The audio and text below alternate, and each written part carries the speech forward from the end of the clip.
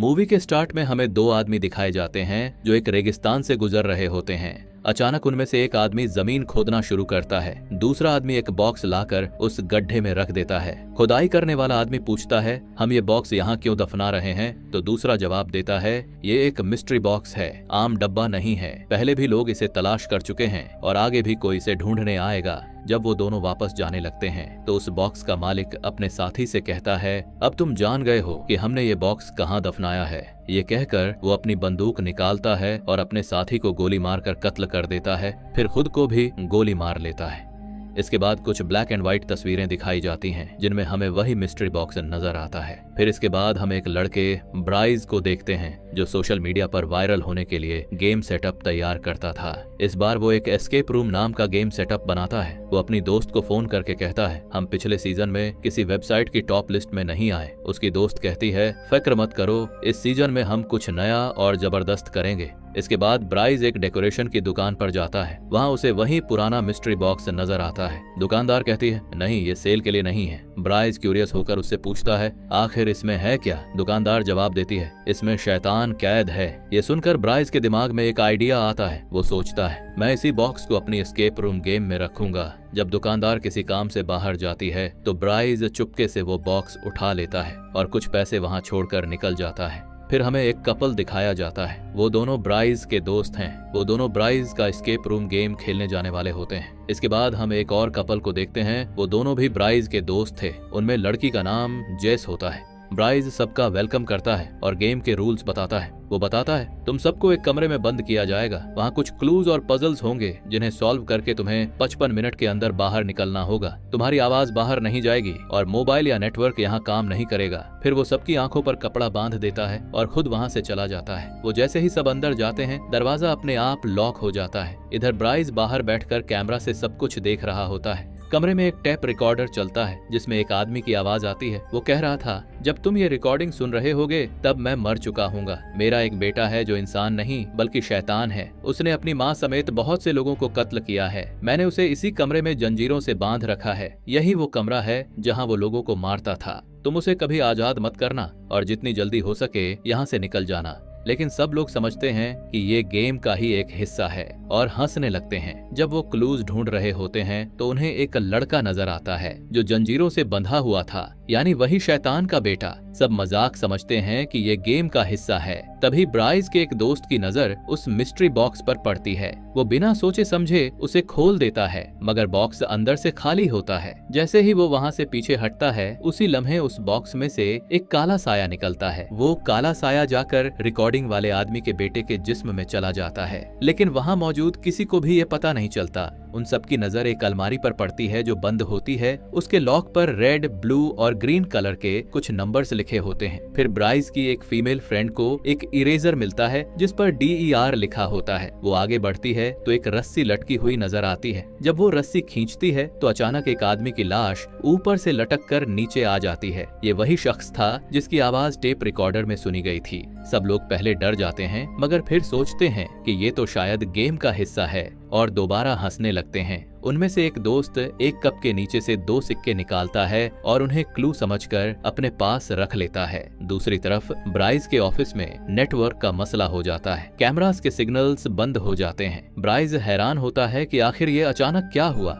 इसी दौरान tape recorder का बेटा जो जंजीरों से बंधा हुआ था अब थोड़ा सा आगे बढ़ चुका होता है। सबको लगता है कि शायद उसकी जंजीर धीरे धीरे ढीली हो रही है और वो वक्त के साथ साथ अपनी जगह से निकल रहा है। ब्राइज का एक दोस्त देखता है कि बुक शेल्फ में 5 रेड, 3 ग्रीन और 4 ब्लू किताबें रखी हैं। वो समझ जाता है कि अलमारी का कोड इन्हीं नंबर से खुलेगा, यानी 5 3 4। वो नंबर एंटर करने के बाद अलमारी खुल जाती है। अंदर से उन्हें एक की मिलती है जिससे वो एक सूटकेस खोलते हैं। सूटकेस के अंदर से उन्हें एक कैंची मिलती है। अब उनके पास सिर्फ 37 मिनट बाकी रह जाते हैं। उनका एक दोस्त कैंची लेकर टेप रिकॉर्डर के बेटे के करीब जाता है। वहाँ उसे एक कार्डबोर्ड का डब्बा नजर आता है जिसे वो कैंची से काटता है। अंदर से उसे एक दरवाजे का हैंडल मिलता है जो वो अपने दूसरे दोस्त को दे देता है। लेकिन उसी वक्त वो टेप रिकॉर्डर का बेटा कैंची छीन लेता है और उस पर कैंची से बार बार वार करता है, जिससे वो दोस्त वहीं मर जाता है। ये देखकर सब काफी डर जाते हैं और दरवाजा पीटते हैं, मगर कोई भी आवाज नहीं सुनता।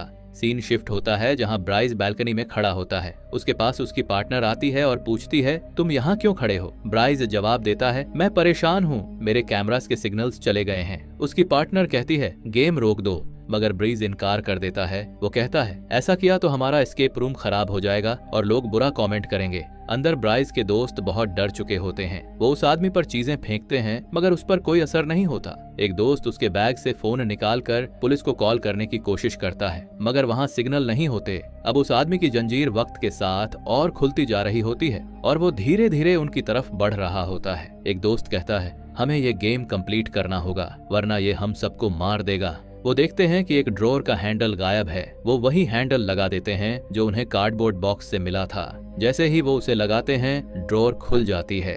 अंदर एक छोटा बॉक्स होता है जिसमें 4 कॉइन्स डालने होते हैं ताकि एक चाबी मिल सके। उनके पास पहले से 2 कॉइन्स होते हैं, अब उन्हें 2 और ढूंढने हैं। अब दीवार पर लगी 2 पेंटिंग्स उन्हें अजीब लगती हैं। जब वो उन्हें देख रहे होते हैं, एक दोस्त को महसूस होता है कि जिस दोस्त को उस आदमी ने कैंची से मारा था वो शायद अब भी जिंदा है। वो उसकी तरफ बढ़ती है लेकिन अचानक वो आदमी सामने आ जाता है और उसके सिर में कैंची घुसाकर उसे भी मार देता है। ये देखकर जेस और उसका दोस्त खौफ से कांप जाते हैं। अब उनके पास सिर्फ 25 मिनट बाकी रह जाते हैं और अब वो दोनों जान बचाने के लिए रास्ता ढूंढने लगते हैं। अब वो लोग दोबारा गेम खेलने लगते हैं क्योंकि वो बहुत डरे हुए थे। वो एक पेंटिंग को गौर से देखते हैं तो उन्हें उस पर बहुत से ट्रायंगल्स बने नजर आते हैं। उनमें से 2 ट्रायंगल्स दरअसल बटन्स होते हैं। जब वो उन बटन्स को सही तरीके से दबाते हैं तो वो पेंटिंग खुल जाती है। उसके पीछे से उन्हें कॉइन्स मिलते हैं। अब वो दोनों कॉइन्स उस छोटे बॉक्स में डाल देते हैं लेकिन बाकी 2 कॉइन्स जो पहले मिले थे वो उस आदमी के पास थे।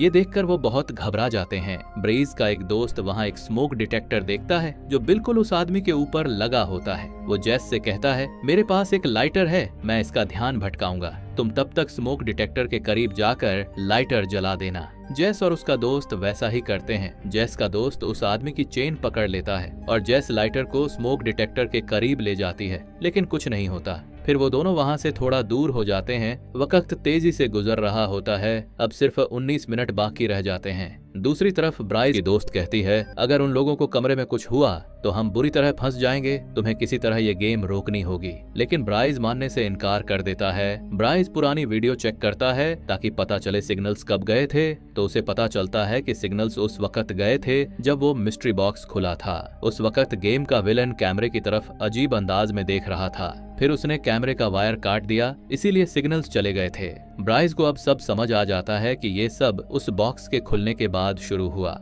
अब जेस और उसके दोस्त को बचने का कोई रास्ता नहीं दिखता। जेस का दोस्त कहता है, मैं उसके पास जाकर कॉइन्स ले आता हूँ। जेस उसे रोकती है मगर वो कहता है, देखना मैं जरूर वो कॉइन्स ले आऊंगा। वो उसके पास जाता है जहाँ उसे एक शीशे का टुकड़ा मिलता है। जेस उस पर हमला करने के लिए एक सूटकेस फेंकती है और उसका दोस्त मौका पाकर उस शीशे के टुकड़े से उस आदमी की आंख में वार कर देता है। लेकिन हैरानी की बात ये थी कि इससे उसे कोई नुकसान नहीं होता, बल्कि वो उसी शीशे से जेस के दोस्त पर हमला कर देता है। उसका दोस्त बुरी तरह जख्मी हो जाता है और बेहोश हो जाता है। अब वो आदमी जेस की तरफ बढ़ता है लेकिन हैरानी की बात, वो जेस को नुकसान नहीं पहुंचाता बल्कि उसे दोनों कॉइन्स दे देता है। जेस वो कॉइन्स बॉक्स में डालती है और उसे एक की मिलती है। वो उस की से कबर्ड का दूसरा दरवाजा खोलती है जहां उसे एक हुक मिलती है। जेस वो हुक एक बॉक्स में डालती है और उसे घुमाती है। उस बॉक्स में से एक जोकर निकलता है जिसके हाथ में एक नोट होता है जिस पर लिखा होता है UN। अब खतरा बढ़ता जा रहा था। सिर्फ 10 मिनट बाकी रह गए थे। तब ब्राइस खुद एस्केप रूम में आता है मगर वो आदमी उसे धक्का देकर बाहर निकाल देता है और दरवाजा दोबारा बंद कर देता है। ब्राइस की चाबियां अंदर गिर जाती हैं और वो अपने साथी से कहता है, पुलिस को बुलाओ। वो आदमी चाबियां उठाकर कमरे के एक कोने में फेंक देता है। अब सिर्फ 5 मिनट बचे थे। वो धीरे धीरे जेस के करीब आ रहा होता है। जेस दोबारा वो UN वाला नोट देखती है और उसे याद आता है कि उसके पास DER लिखा हुआ एक इरेजर भी है। वो दोनों अल्फाज मिलकर अंडर बनते हैं। नोट पर कुछ एरोज का निशान भी बना होता है। जेस समझ नहीं पाती कि इसका मतलब क्या है। फिर वो शीशे का टुकड़ा उठाकर उस आदमी पर हमला करने लगती है मगर उसे दरवाजे पर वही एरोज बने दिखाई देते हैं। उसे फौरन समझ आता है कि यही एरोज दरवाजा खोलने का तरीका है। अब वक्त सिर्फ 16 सेकंड बाकी था। जेस उसको शीशे से झगमी कर देती है और एरोज को तरीके से दबाती है। दरवाजा खुल जाता है। जेस वक्त खत्म होने से पहले बाहर निकल आती है। वो आदमी उसके लिए तालियां बजाता है, शायद इसलिए कि वो अकेली जिंदा बचने वाली थी। जेस वहाँ से भाग जाती है। उसी वक्त वहाँ पुलिस पहुँच जाती है। वो उन पर हमला करने लगता है और पुलिस उस पर गोली चला देती है और इसी के साथ उसका खेल खत्म हो जाता है। उसके मरने के बाद वो ब्लैक एंटिटी उसके जिस्म से निकल जाती है। इसके बाद जेस एक एम्बुलेंस के पास खड़ी होती है जहां उसका जख्मी दोस्त हॉस्पिटल ले जाया जा रहा होता है। ब्राइस भी वहां खड़ा होता है और वो जेस की तरफ देखकर मुस्कुरा रहा होता है। ऐसा लगता है जैसे वही ब्लैक एंटिटी अब उसमें चली गई हो। ब्राइस वहां से चला जाता है। फिर उसकी पार्टनर वो मिस्ट्री बॉक्स वापस उसी दुकान पर ले जाती है जहां से ब्राइस ने लिया था। वो दुकानदार को बताती है कि मैं ब्राइस के साथ रहती थी, वो एक दिन अचानक गायब हो गया। दुकानदार कहती है मैंने उसे समझाने की कोशिश की थी कि ये बॉक्स बहुत खतरनाक है, मगर वो नहीं माना और इसे खिलौना समझकर ले गया। फिर दुकानदार उस लड़की से पूछती है क्या तुमने ये बॉक्स खुलते हुए देखा था? वो कहती है हाँ मैंने देखा था। ये सुनकर दुकानदार कहती है ओह अब वो शैतान तुम्हारे लिए वापस आएगा। ये सुनते ही ब्रीजे की दोस्त बहुत डर जाती है और इसी डरावने मंजर के साथ कहानी खत्म हो जाती है।